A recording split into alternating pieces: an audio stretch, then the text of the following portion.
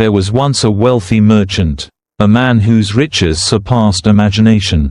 He owned golden palaces that shimmered under the morning sun, silks so fine they felt like whispers against the skin, and an empire that stretched beyond the horizon. Servants rushed to fulfill his every command, and his name was spoken with reverence in markets and courts alike. Yet, in the stillness of the night, when the world outside lay silent, an unbearable emptiness crept into his heart. He tossed and turned on his bed of silk, staring into the darkness, unable to shake the feeling that something was missing. He had spent his entire life chasing wealth, believing that success would bring him joy. Yet, the more he gained, the more hollow he felt. One morning, unable to ignore his restlessness any longer, the merchant set out on a journey. He traveled far beyond the walls of his opulent estate, seeking someone who could give him an answer, someone who could tell him why. Despite having everything, happiness eluded him. After days of travel, he arrived at a remote monastery, where an old Buddhist monk sat beneath the shade of an ancient tree. The monk had nothing, no gold, no fine clothes, no possessions, yet his face radiated a peace that the merchant had never known. Desperate for answers, the merchant knelt before him and asked, "Master, I have everything a man could desire, yet I am unhappy. What is wrong with me?"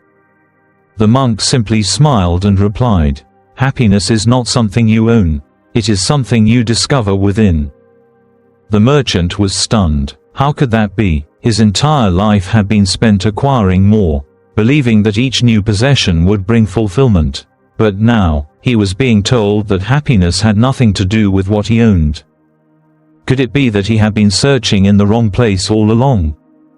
The teachings of the Buddha have guided millions to find peace, even in the midst of chaos. Today, we will explore 9 profound Buddhist lessons that can transform the way you live. These are not just philosophical ideas but practical wisdom that can bring lasting happiness. Stay with me until the end, and I promise you a story that might just change your life forever. Lesson 1. Live in the present, the secret to true peace. A man once asked the Buddha, "Why do I suffer?" The Buddha looked at him with gentle eyes and replied, "Because your mind is trapped in the past and the future. Let go, and return to the present." These words carry a profound truth, one that many of us struggle with every day. How much of our unhappiness comes from dwelling on past regrets or fearing an uncertain future? I once met a woman who could not stop replaying old mistakes in her mind. She was haunted by decisions she wished she had made differently, conversations she regretted, and opportunities she felt she had lost forever. Every day, she lived in a prison of her own thoughts, unable to move forward. Then there was a man who was consumed by anxiety about tomorrow. He worried about his finances, his health, and what the future held for his children. Every moment of his life was spent anticipating disasters that hadn't even happened yet. He was so focused on what might go wrong that he missed everything that was right in front of him. Both were missing the only thing that truly mattered, this moment. Imagine you are carrying a heavy backpack, filled with the weight of past mistakes and future worries. Every step feels exhausting, but what if you simply put the backpack down? That is what it means to live in the present. Happiness is not a destination waiting for you in the future. It is not something that will magically appear once you have the perfect job, the perfect relationship, or the perfect circumstances. Happiness is something you create in this very moment. Take a deep breath. Feel the air filling your lungs. Notice the sounds around you, the feeling of the ground beneath your feet. You are alive, right now, no matter what happened yesterday, no matter what will happen tomorrow. This moment is where peace begins. The Buddha once said, "Do not dwell in the past. Do not dream of the future. Concentrate the mind on the present moment." So the next time you feel overwhelmed, return to the now. Be fully present in the simplest things: a sip of tea, the warmth of the sun, the laughter of a loved one. This is where life happens. This is where true peace resides. Lesson 2. Let go of desire, the root of suffering. There was once a fisherman who cast his net into the sea and pulled up a pearl of extraordinary beauty. Never before had he seen something so perfect, so radiant. His heart leaped with joy. "This is my fortune," he thought. "With this, I will never know suffering again." At first, the pearl filled him with happiness. But soon, something changed. He became obsessed. What if someone stole it? What if he lost it? He carried it with him everywhere, gripping it tightly in his palm. He barely ate, barely slept, constantly checking to make sure it was still there. The pearl, which had once brought him joy, now ruled his thoughts. He was no longer free, he was imprisoned by his own desire. Then, one fateful day, as he stood at the edge of his boat, the pearl slipped from his fingers and disappeared into the sea. His heart shattered. He felt as if his entire world had crumbled. But had he really lost happiness, or had he simply placed it in the wrong thing? The illusion of desire. How many times have we told ourselves, "If I just get this one thing, I'll be happy. If I just earn more money. If I just find the perfect relationship. If I just get that promotion." But what happens when we finally achieve what we desire? The happiness is fleeting. The moment we obtain one thing, we crave something else. Desire is endless, always whispering, "Just a little more." The Buddha taught that attachment leads to suffering. Why? Because everything in life is impermanent: money, possessions, even relationships. Nothing stays forever. So, does this mean we should reject pleasure altogether? Not at all. The secret is to enjoy life without clinging. The butterfly of happiness. Imagine holding a butterfly in your hand. If you grip it too tightly, you crush it, but if you hold it gently, it stays. The same is true for happiness. Happiness is not found in controlling or possessing, it is found in freedom. When we stop chasing, when we stop gripping so tightly, we allow ourselves to experience the beauty of life as it unfolds. Let go, not of life, not of joy, but of the idea that happiness depends on something external. It was never in the pearl. It was never in the things we chase. It has always been within. Lesson 3. Words create reality, the power of speech. A young boy once approached a wise monk and asked, "Why do words matter?" The monk, instead of answering immediately, handed the boy a pillow filled with feathers and instructed him, "Tear it open and scatter the feathers to the wind." The boy eagerly did as he was told, watching as the tiny white feathers floated away, carried by the breeze. Then the monk said, "Now, collect them all." The boy's smile faded. He looked around helplessly as the feathers drifted farther and farther beyond his reach. "That's impossible," he exclaimed. The monk nodded. So are the words we speak. Once released, they cannot be taken back. The weight of our words. Words have power, more power than we often realize. A single sentence can uplift a heart or crush a spirit. A kind word can heal, while a careless one can wound for a lifetime. Think about a time when someone's words encouraged you, made you feel seen and valued. That moment stayed with you, didn't it? Now think about a time when someone spoke harshly to you, words that stung and echoed in your mind long after they were said. Those moments stay too. We may forget what someone did, but we rarely forget what they said. Words shape our reality, our relationships, and even our self-worth. The teachings of right speech. The Buddha taught right speech, the practice of using words wisely. He said that before we speak, we should ask ourselves, is it true? Lies create confusion and mistrust. Truth brings clarity and strength. Is it kind? Harsh words hurt, gentle words heal. Is it beneficial? Gossip and negativity create suffering. Encouragement and wisdom create peace. If our words do not pass this test, perhaps silence is the better choice. A story of a wounded heart. There was once a man who, in anger, spoke cruelly to his friend. Later, He regretted his words and apologized. His friend forgave him, but the pain remained. The man went to a monk for guidance. The monk handed him a nail and told him, "Hammer this into a wooden door." The man did so. Then the monk said, "Now, remove it." Again, the man did as instructed. "Look at the door," the monk said. "The nail is gone, but the hole remains." Words, like nails, leave lasting marks. Once spoken, they cannot be undone. The power to heal or harm. In every conversation, we have a choice: to build or to break, to uplift or to wound. So before you speak, ask yourself, will my words help or harm? If they will not bring peace, perhaps silence is the wiser path. Lesson 4. Gratitude, the key to abundance. A poor man once sat in despair.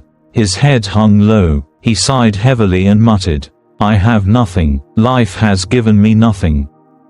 A monk, who had been quietly observing, approached him with a gentle smile. "Tell me," the monk asked, "can you see?"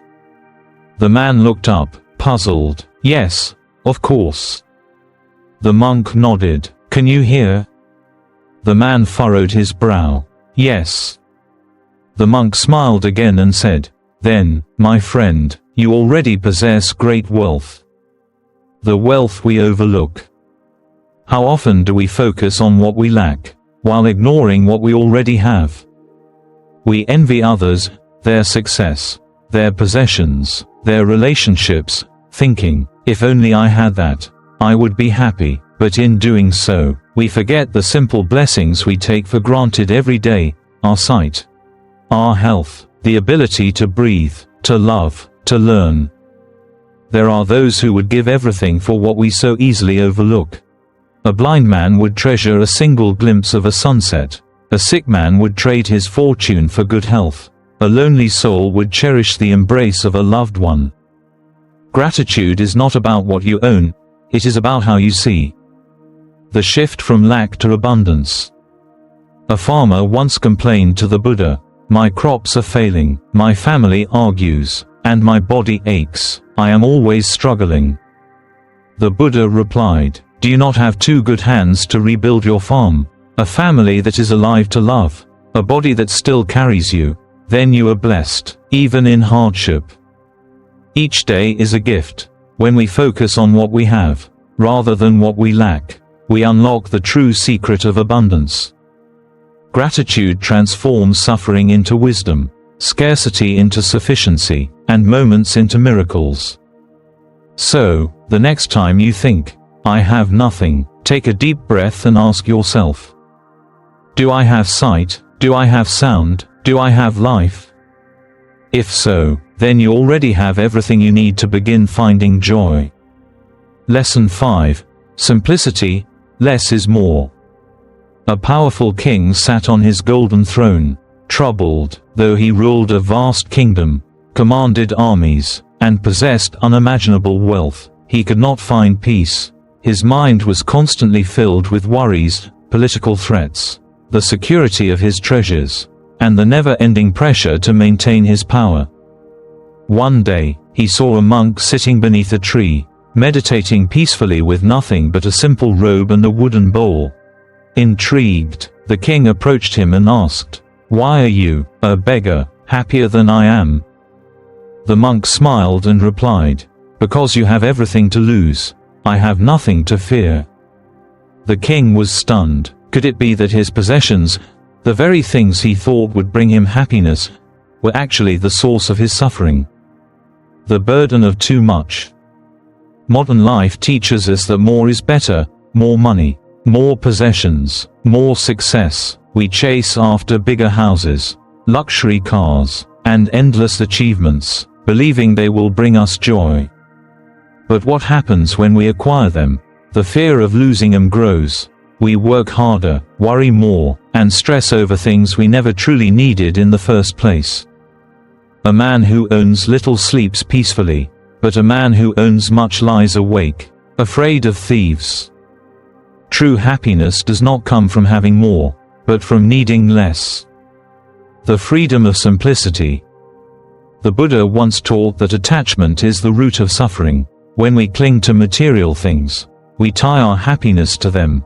But when we simplify our lives, we create space for what truly matters: love, peace, and connection. Imagine carrying a heavy bag everywhere you go. Each new possession, each new worry, adds weight to your shoulders. Now imagine letting it go.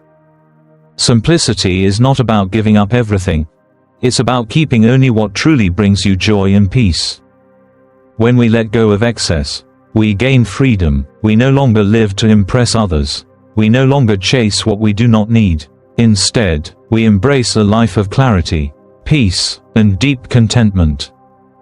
Because in the end, happiness is not in how much we own, but in how lightly we live. Lesson 6: The Joy of Compassion. A man once traveled far and wide in search of happiness. He had read countless books, studied philosophy, and meditated for years, yet joy remained elusive. Finally, in desperation, he sought out the Buddha and asked, "Master, how can I find happiness?" The Buddha smiled and replied with profound simplicity, "Make others happy." At first, the man was confused. Wasn't happiness something to be pursued for oneself? But as he walked home, he decided to test the Buddha's words. That evening, he saw a hungry child begging by the roadside.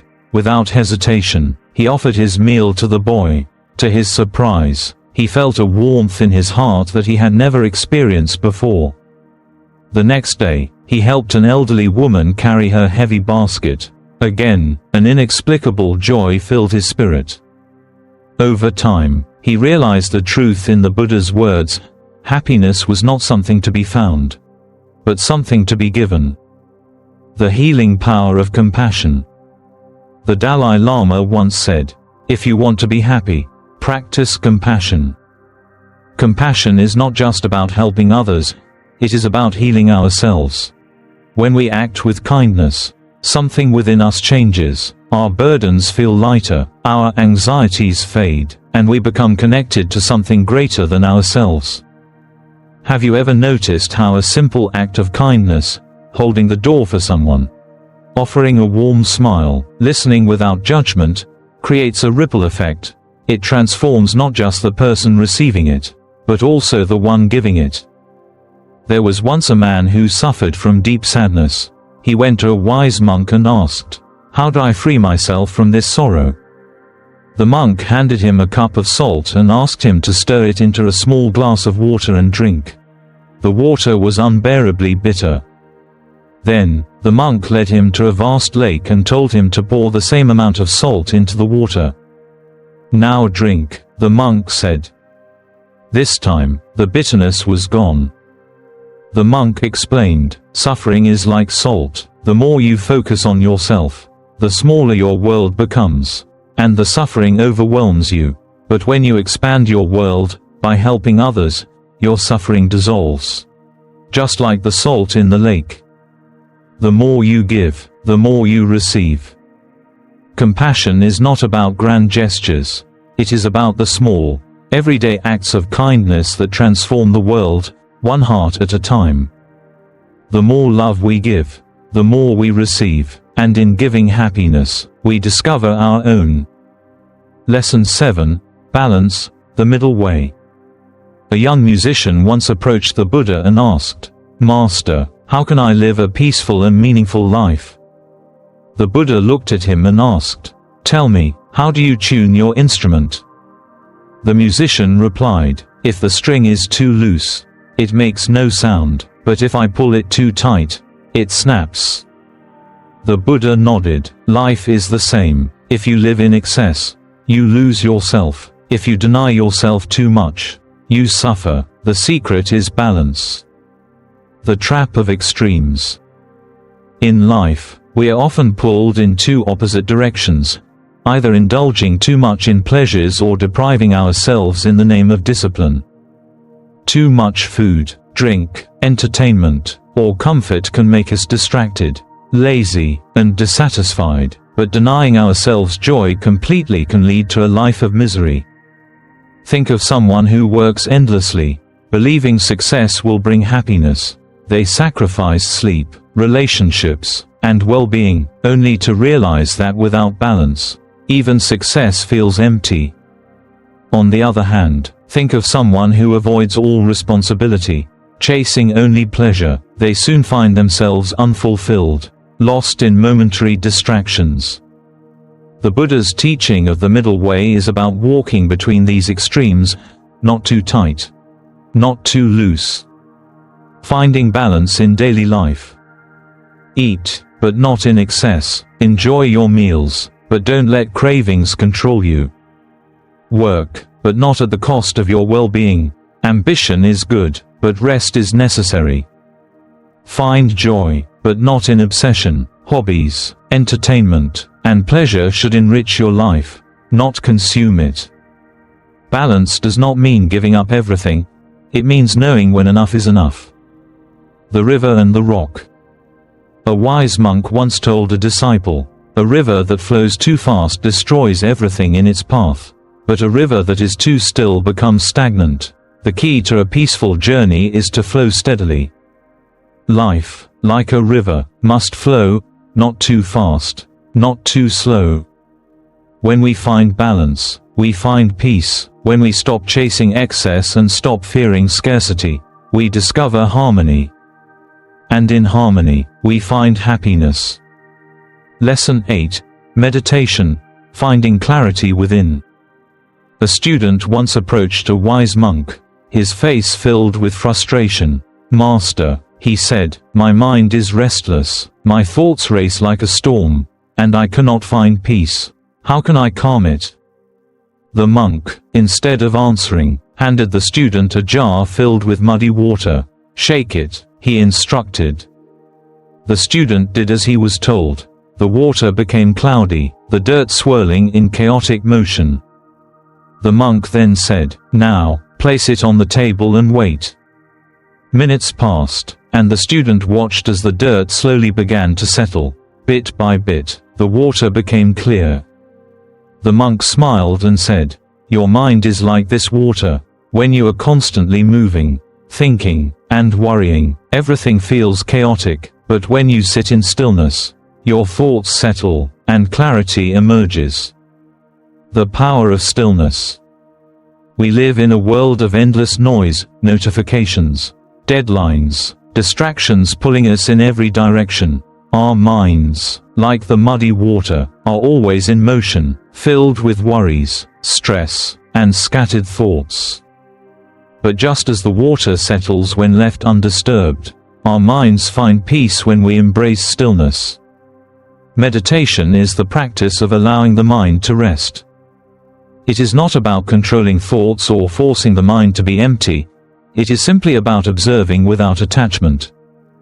The simple practice of meditation. Even a few minutes of meditation a day can transform your life. 1. Find a quiet place. Sit comfortably. You don't need to be in a special position, just be at ease. 2. Close your eyes. Focus on your breath. Feel the air entering and leaving your lungs. 3. Observe. Thoughts will come and go, like clouds drifting in the sky. Do not fight them, simply let them pass. At first, the mind may resist, but with patience, the restlessness fades, and clarity takes its place. A still mind sees clearly. The student finally understood. So, meditation is not about stopping thoughts, but about allowing them to settle. The monk nodded, "Yes, and in the stillness, you will find yourself." In a noisy world, meditation is the doorway to inner peace. When we sit in stillness, we discover the clarity that has been within us all along. Lesson 9. Mastering the mind, the final key to happiness. A great warrior, undefeated in battle, once approached a monk seeking wisdom. "Master," he said, "I have conquered many enemies, but I still feel restless. Tell me, how do I defeat my greatest enemy?" The monk looked at him with knowing eyes and replied, "Your mind is your greatest enemy." The warrior was taken aback. "My mind, but I have trained my body for war. mastered the art of combat, and overcome countless foes. How can my own mind be my enemy?" The monk smiled. "Tell me, who controls your anger? Who fuels your fears? Who fills your heart with doubt?"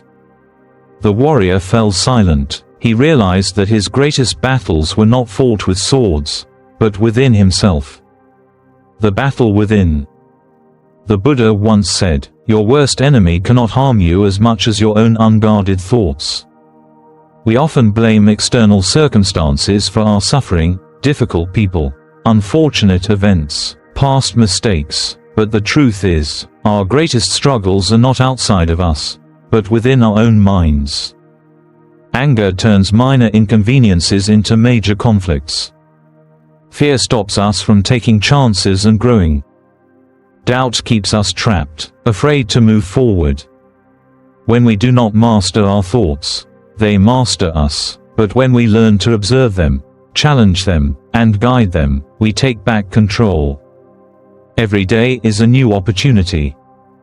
A man once asked the Buddha, "How do I free myself from suffering?" The Buddha replied, "Each morning, we are born again. What we do today is what matters most. Every day, we are given a choice. Do we let our minds be ruled by fear, anger, and negativity, or do we choose peace, gratitude, and self-control? To master the mind, we must become aware, observe your thoughts without judgment, notice when negative patterns arise. Challenge negativity, ask yourself, is this thought true? Is it helpful? Does it bring me peace? Redirect your focus, shift your attention to what is good, true, and uplifting. The path to true freedom. The warrior finally understood, his greatest enemy was not on the battlefield, but within. The monk told him, to defeat this enemy, you do not fight, you watch, you understand, and then, you let go. When we master our minds, we master our lives, and in that mastery, we find true and lasting happiness. The wealthy merchant from our story had spent his entire life chasing riches, believing that more would bring him happiness, but no matter how much he acquired, the emptiness remained. After his conversation with the monk, he sat by the river, watching the gentle ripples on the water's surface. He thought about his golden palaces, his overflowing wealth, and the restless nights he had endured despite having everything the world admired. And then, he understood. Happiness was never in the gold, the silks, or the endless pursuit of more. Happiness was in the mind. For the first time in his life, he let go of his worries and simply breathed. He listened to the rustling leaves, felt the warmth of the sun on his skin, and truly lived in the present moment. A deep sense of peace washed over him, not because he had gained something new, but because he had finally stopped searching. A path we can all walk. Like the merchant, we, too, often believe that happiness lies in achievements, possessions, or future success, but the Buddha's teachings show us another way, a path not of acquiring more, but of understanding more. By living in the present, we free ourselves from regret and worry. By letting go of attachment, we release suffering. By choosing compassion, we create joy, not just for others, but for ourselves. By practicing balance, meditation, and mindfulness, we cultivate lasting peace.